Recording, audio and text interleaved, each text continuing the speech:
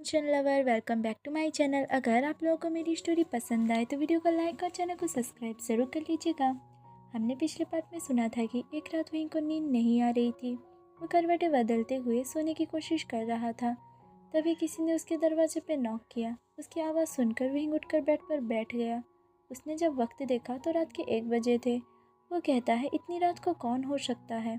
तभी उसे कुछ याद आया। वो डरते हुए कहता है कहीं वो लोग तो नहीं।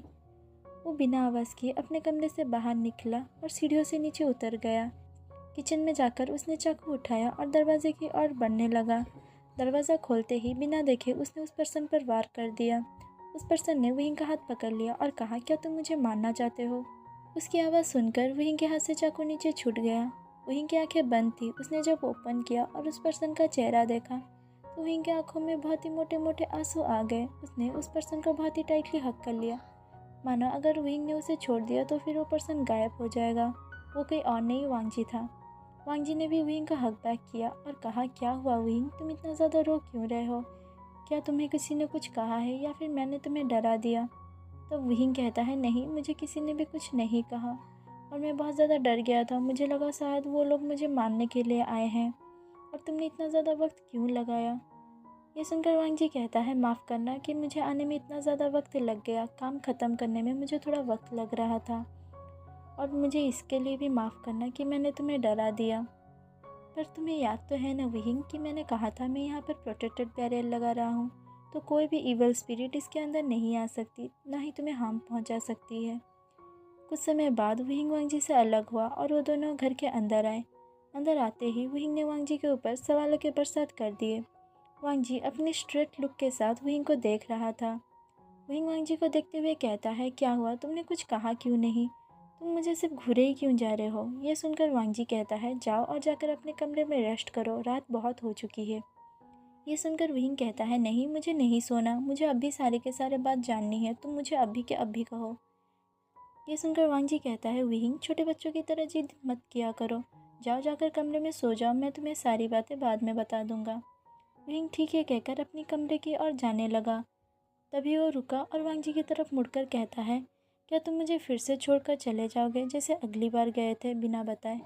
ये सुनकर वांगजी कहता है, नहीं, तुम जाकर सो जाओ, मैं यहीं पर हूँ। तो वहीं ने कहा, गुड नाइट वांगजी, और वो वहाँ से चला गया। वहीं के कमरे में जाने के बाद वांगजी भी अपने कमरे में आ गया। कपड़े बदल कर वो भी सो गया। सुबह हुई, दोनों ने लंच किया और एक साथ मिलकर ऑफिस पहुँच गए। ऑफिस में वांगजी को देखकर सारे एम्प्लॉयज़ बहुत ज़्यादा खुश थे। हालांकि वो थोड़ा स्ट्रिक्ट था पर बहुत अच्छा था, इसीलिए सारे एम्प्लॉयज़ बहुत खुश थे और सब लोग वांगजी के रेस्पेक्ट में गुड मॉर्निंग विश कर रहे थे। वांगजी ने भी उन्हें रिप्लाई दिया। तभी सेक्रेटरी ली वांगजी के पास भागते हुए आई और उन्हें गुड मॉर्निंग विश करते हुए कहा, वेलकम सर।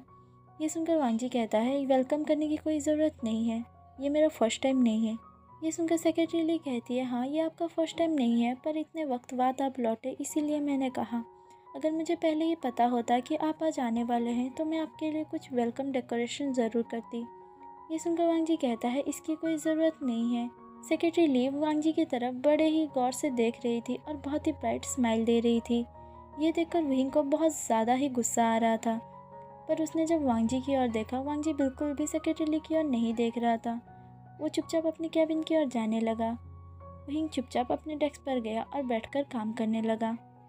कुछ समय बाद सेक्रेटरी ली बहुत सारा फाइल्स लेकर वांगजी के पास पहुंची और डेस्क पर रखते हुए कहती है, सर, ये नेक्स्ट ईयर के फाइल है और अभी जो सारे काम होने वाले हैं इन सब के। तो वांगजी कहता है, ठीक है, मैं देख लूँगा, तुम यहाँ से जाओ। ये सुनकर सेक्रेटरी ली कहती है, सर, मैं आपकी हेल्प कर देती हूँ, मैं आपको अगर पढ़कर सुना दूँगी तो फिर आपको ज़्यादा ईजी हो जाएगा। ये सुनकर वांगजी कहता है, कोई भी ज़रूरत नहीं है, तुम यहाँ से जाओ, मैं खुद कर लूँगा। सेक्रेटरी ली वांगजी के कैबिन से बाहर आ गई। वो जब बाहर आई तो उसका मुंह लटका हुआ था। यह देखकर विंग के फेस पर एक छोटी सी स्माइल आ गई। आज काम बहुत कम था तो सारे एम्प्लॉयज़ काम कर कर शाम को ही अपने घर की ओर जाने लगे। विंग बैठकर अपने डेस्क पर काम कर रहा था। कुछ समय बाद उसका काम भी ख़त्म हुआ। उसने जब देखा सारे एम्प्लॉयज़ जा चुके हैं, उसने जब वांगजी के कैबिन की ओर देखा तो उसकी लाइट जल रही थी। ऑफिस में कोई भी नहीं था, इसीलिए विंग वांगजी के कैबिन में जाता है। उसने देखा वांगजी अभी तक बैठकर फाइल्स पढ़ रहा है। तब विंग वांगजी से कहता है, क्या तुम्हारा काम अभी तक ख़त्म नहीं हुआ? सारे एम्प्लॉयज़ जा चुके हैं, क्या हम भी चले? ये सुनकर वांग जी कहता है बस थोड़ा सा काम है, इसे कर लूँ मैं, उसके बाद चला जाऊँगा। तब वहींग कहता है क्या मैं तुम्हारी हेल्प करूँ? वांग जी कहता है नहीं, मैं खुद कर लूँगा। वहींग कहता है नहीं, मुझे आदत हो चुकी है, मैं तुम्हारी हेल्प कर देता हूँ। दोनों ने मिलकर सारी फाइल्स देख लिए। रात के 8 बजे वो दोनों घर पहुँचे। वहीं जाकर उन दोनों के लिए डिनर बनाता है। दोनों ने डिनर किया। डिनर करने के बाद वांग जी वहाँ से उठकर जाने लगा। तभी विहिंग वांग जी को रोकते हुए कहता है तुमने कहा था कि तुम मुझे सुबह सारी बात बताओगे, पर तुमने मुझे कुछ भी नहीं बताया, और अभी रात है तो तुम फिर से अपने कमरे में जा रहे हो। मुझसे कितना झूठ बोलोगे वांग जी?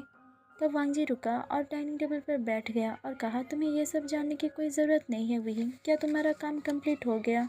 मेरे पास ज़्यादा वक्त नहीं है, मैं तुम्हें अभी के अभी लेकर जाना चाहता हूँ, पर मैं तुम्हें वक्त दे रहा हूँ।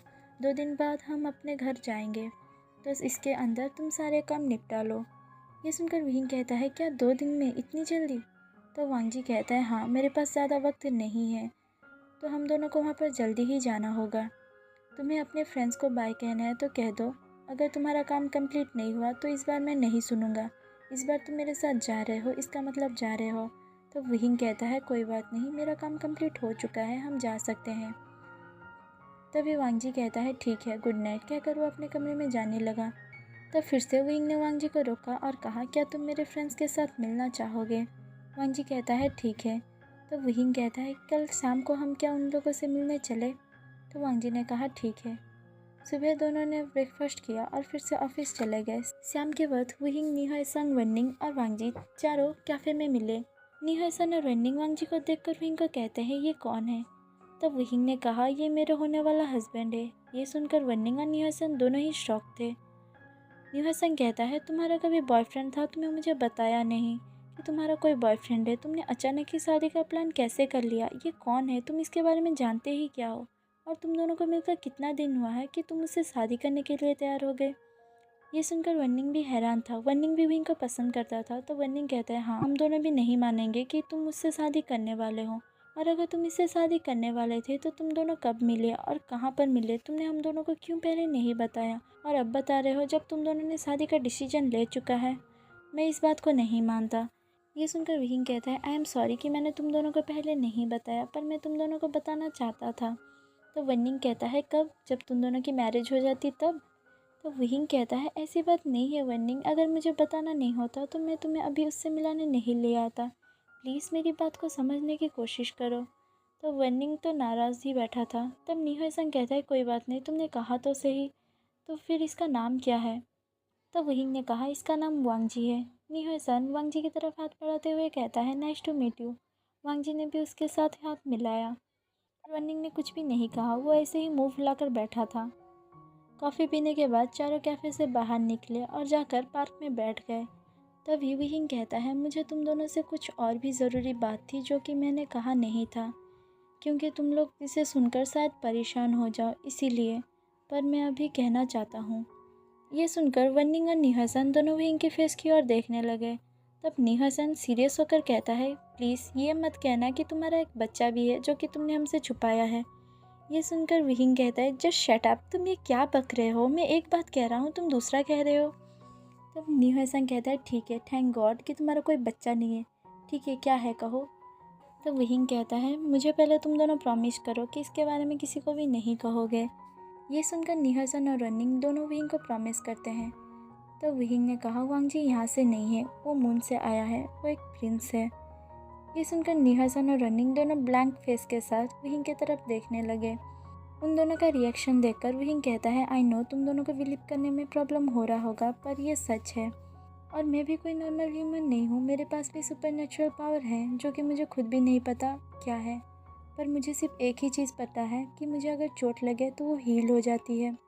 ये सुनकर निहासन और वन्निंग दोनों विहिंग की तरफ गौर से देखने लगे। तो विहिंग कहता है मुझे पता है तुम दोनों को यकीन नहीं होगा, इसीलिए मैं इसे प्रूव भी कर सकता हूँ। उसने वहीं पर पड़ा हुआ एक शार्प चीज़ उठाया और अपने हाथों को कट लगाया। ये देखकर वन्निंग और निहासन कहते हैं ये तुम क्या कर रहे हो, तुम कितना खून निकल रहा है। तभी उनके देखते ही देखते वो अचानक हील हो गया। ये देखकर वो दोनों शॉक्ड कि ये भाई ये क्या हो रहा है। क्या अब तुम दोनों का मुझ पर यकीन है? मैं तुम दोनों को कहना पहले चाहता था, पर तुम दोनों मुझे लेकर ज़्यादा वरीड ना हो जाओ, इसीलिए मैंने तुम्हें पहले नहीं कहा। और मैंने तुम दोनों को इसीलिए सारी सच्चाई बताई क्योंकि तुम दोनों मेरे फ्रेंड्स हो। मैं नहीं चाहता था कि तुम दोनों मेरे लिए वरीड हो। और मैं और वांग जी यहाँ से जा रहे हैं और मैं तुम दोनों को गुड बाय किए बिना जाना नहीं चाहता, इसीलिए मैंने तुम्हें सारी सच्चाई बताई। उम्मीद है तुम दोनों मेरी बात समझोगे। तुम दोनों प्लीज़ मुझ पर नाराज़ मत होना कि मैंने इस बात छुपाई, क्योंकि मैं नहीं चाहता था कि तुम दोनों मेरे लिए वरीड हो। ये सारी बातें सुनकर और देखकर निहसन और रनिंग कुछ समय के लिए चुप थे, क्योंकि उन्हें समझ नहीं आ रहा था कि वो लोग क्या कहें। उन दोनों का दिमाग एकदम ब्लैंक हो गया था। कुछ समय बाद वन्निंग कहता है, क्या तुम मुझसे प्यार करते हो? ये सुनकर वांगजी वन्निंग की तरफ देखने लगा। तो वन्निंग कहता है, क्या तुम वांगजी से प्यार करते हो? तो विहिंग कहता है, हाँ मैं उससे बहुत प्यार करता हूँ। तो वन्निंग वांगजी की तरफ देखते हुए कहता है, क्या तुम विहिंग से प्यार करते हो? वांगजी ने कहा, हूँ। तो वन्निंग ने कहा, अगर तुमने मेरे फ्रेंड को कभी भी तकलीफ़ पहुँचाई ना, भले ही तुम कहीं पर चले जाओ, मैं वहीं पर आकर तुम्हें मारूंगा, याद रखना। तो वांगजी ने कहा, ठीक है, मैं तुम्हें शिकायत का मौका नहीं दूंगा। कुछ समय ऐसे ही बात करने के बाद निहसन और वन्निंग दोनों ने विहिंग को गुड बाय कहा और वहाँ से चले गए। वांगजी और विहिंग भी अपने घर पहुँचे और अपने अपने कमरे की ओर जाने लगे। तभी विहिंग ने वांगजी को रोकते हुए कहा, रुको। तो वांगजी कहता है, क्या हुआ? तो विहिंग कहता है, क्या हम कल डेट पर जा सकते हैं? ये सुनकर वांगजी कहता है, डेट, ये क्या होता है? तो विहिंग कहता है, जो कपल्स होते हैं ना, वो लोग घूम फिर कर बहुत सारी मस्ती करते हैं। पता नहीं तुम्हारी वो जगह कैसी है, क्या हम दोनों फर्स्ट टाइम डेट एंजॉय कर सकते हैं? तो वांगजी कहता है, ठीक है। अगले दिन वो दोनों तैयार होकर बहुत सारे जगह घूमते हैं और बहुत सारी मस्ती कर कर रात के 8 बजे वो दोनों घूमकर घर आ गए। दोनों ने बाहर ही डिनर कर लिया था। वांगजी अपने कमरे की ओर जाने लगा। तो विहिंग कहता है, वांगजी क्या अब हम जाने वाले हैं? तो वांगजी कहता है, अभी थोड़ा वक्त है। तो विहिंग कहता है, क्या मेरे साथ मैं कुछ लेकर जा सकता हूँ? तो वांगजी कहता है, ठीक है, पर अगर कुछ इम्पोर्टेंट हो तो ही लेना, वरना मत लेना। वहाँ पर सारी फैसिलिटी है, तुम आराम से वहाँ पर रह सकते हो। तो विहिंग ने कहा, ठीक है। उसने कैंग्सी सेरेन की हेयरपिन और अपनी माँ बाबा की तस्वीर अपने साथ ले ली। रात के 11 बजे वांगजी ने विहिंग के दरवाजे को नॉक किया। विहिंग आया तो वांगजी ने कहा, क्या तुम सो रहे थे? तो विहिंग कहता है, नहीं, मैं नहीं सो रहा था। तो वांगजी कहता है, क्या तुम जाने के लिए तैयार हो? विहिंग कहता है, ठीक है। वो अपनी सारी चीज़ें लेकर आ गया और जाने के लिए निकले। वो दोनों रास्ते पर चले जा रहे थे। तभी विहिंग वांगजी से कहता है, हम कहाँ पर जा रहे हैं? तो वांगजी कहता है, एक माउंटेन पर। तो विहिंग कहता है, माउंटेन पर क्यों? वहीं से हमारा घर पर जाने का रास्ता है, इसीलिए। वो दोनों चुपचाप चलने लगे। कुछ समय चलने के बाद वो दोनों एक पहाड़ी के चोटी पर पहुंच गए, जहाँ पर चांद की रोशनी पूरी तरह से आ रही थी। तभी वहाँ पर जाकर वांगजी ने कुछ स्पेल किया और वहाँ पर एक मैजिकल डोर ओपन हुआ। वांगजी विंग से कहता है, मुझे टाइटली पकड़ लो, छोड़ना नहीं। विंग ने ठीक है कहा। वांगजी और विंग दोनों ने एक दूसरे को बहुत ही टाइटली पकड़ लिया और उस गेट के अंदर एंटर हुए। गेट में एंटर होते ही विंग के सिर चकराने लगा और वो बेहोश हो गया, पर वांगजी ने विंग को बहुत ही टाइटली पकड़ा हुआ था। कुछ समय बाद वांगजी और विंग दोनों वहाँ पर पहुँच गए। जब विंग वहाँ पर पहुँचा तो वो बिल्कुल नेकेड था। उसके कपड़े उसके बॉडी पर नहीं थे।